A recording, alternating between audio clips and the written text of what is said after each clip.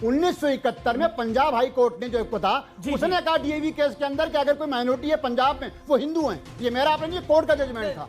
शाबाश बेटा, बहुत बढ़िया। हिंदू कश्मीर से भगा दिए गए, वहां पर कौन बहुसंख्यक है और कौन अल्पसंख्यक है, इसकी अगर आप चर्चा भी करेंगे तो वहां तो कत्लेआम हो जाएगा। खोटा खोटा बात बंद। हिंदू अल्पसंख्यक है, इसको बताने के लिए याचिका दायर आपको करनी पड़ी। लेकिन मैं आपसे यह जानना चाहता हूं, क्या अब आप मुसलमानों से अल्पसंख्यक का दर्जा भी छीनना चाहते हैं? 7 सेकंड शुरू होते हैं आपके अब। भारत संविधान से चलता है, संविधान में सब समान है, यानी सब बराबर के अधिकार हैं। दुर्भाग्यवश सरकारों ने जो सारे जिनको सबको बराबर अधिकार मिलना चाहिए था, उसी में से कुछ लोगों को दामाद और फूफा बना दिया। ये सबसे बड़ी गलती किया है। वास्तव में संविधान कहता है सब समान है, हिंदू मुस्लिम पारसी ईसाई, सबको समान नागरिक अधिकार, सबको समान धार्मिक अधिकार, सबको समान अपना रीति रिवाज का अधिकार, अलग से कोई विशेष अधिकार नहीं। आर्टिकल 25 से 30 प्रोटेक्टिव आर्टिकल है। वो ये कह रहा है कि भाई इनको भी अपना काम करने देना, छेड़छाड़ मत करना, लेकिन उसके लिए अलग से अल्पसंख्यक कल्याण मंत्रालय, अल्पसंख्यक आयोग, ये पूरी तरीके से संविधान विरोधी है। संविधान में एक अक्षर कहीं पे भी अल्पसंख्यक कल्याण मंत्रालय का जिक्र नहीं, माइनॉरिटी अफेयर मिनिस्ट्री का जिक्र नहीं, माइनॉरिटी कमीशन का जिक्र नहीं। सवाल का जवाब 30 सेकंड बचे अभी। बिल्कुल, माइनॉरिटी अफेयर मिनिस्ट्री खत्म होनी चाहिए, माइनॉरिटी कमीशन खत्म होना चाहिए। इसकी भारत में कोई जरूरत नहीं। इसकी जरूरत पाकिस्तान में है जहां सबको बराबर का अधिकार नहीं है। इसकी जरूरत बांग्लादेश में है जहां सबको बराबर का अधिकार नहीं है। भारत में सबको बराबर अधिकार है, नहीं तो कल क्या होगा, कहेंगे माइनॉरिटी थाना चाहिए, माइनॉरिटी तहसील चाहिए, माइनॉरिटी जिला चाहिए, माइनॉरिटी कोर्ट चाहिए, minority high court, minority supreme court. ये कहां ले जा रहे हैं हम सर देश को? जी, अब मैं शोहेब जमई का रुख करता हूं। शोहेब जमई, क्या अल्पसंख्यक की परिभाषा बदल जानी चाहिए देश के अंदर?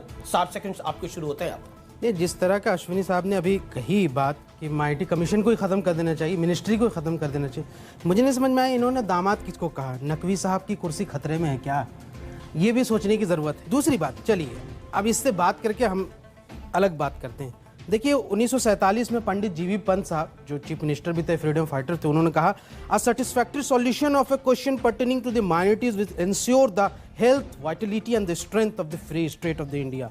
New chapter should begin. Unless the minorities are fully satisfied, we can't make any progress. जी, अब सवाल ये उठता है कि नेशनल माइनॉरिटी कमीशन एक्ट 1992 को जो इन्होंने चैलेंज किया है, सरकार खुद, सुधांशु जी जिसमें हैं सांसद, ये सरकार खुद कहती है बीजेपी की कि भाई यहाँ से माइनॉरिटीज को जो भी स्कीम्स का बेनिफिट दिया जाता है, चाहे एजुकेशनल स्कीम्स हो, चाहे वो फेलोशिप्स हो, वो आर्बिट्रेरी नहीं दिया जाता है, बल्कि उनमें से जो वीकर सेक्शन है, इकोनॉमिकली वीकर सेक्शन है, उसको दिया जाता है, जिसका संविधान में प्रावधान है। आर्बिट्रेरी नहीं दिया, इसलिए इनका जो पिलिया है इसको डिसमिस भी किया सुप्रीम कोर्ट ने, और जिसको हमने यहाँ से बताया भी। इसलिए मुझे लगता है कि इस पिलिया में कोई दम नहीं है, और ये खुद भारतीय जनता पार्टी की सरकार जो केंद्र में है, वो खुद अश्विनी उपाध्याय के मुंह पे जो है वो एक स्लैप दे रही है कि योर पिलिया हैज नो स्ट्रेंथ। ओके, अतर देलवी साहब, इस देश के अंदर अक्सर ये चर्चा होती है, मैं आता हूं सुधांशु त्रिवेदी आपके पास, अक्सर ये चर्चा होती है कि देखिए बहुत हिंदू मुसलमान हो रहा है, लेकिन ये हिंदू मुसलमान का विषय नहीं है,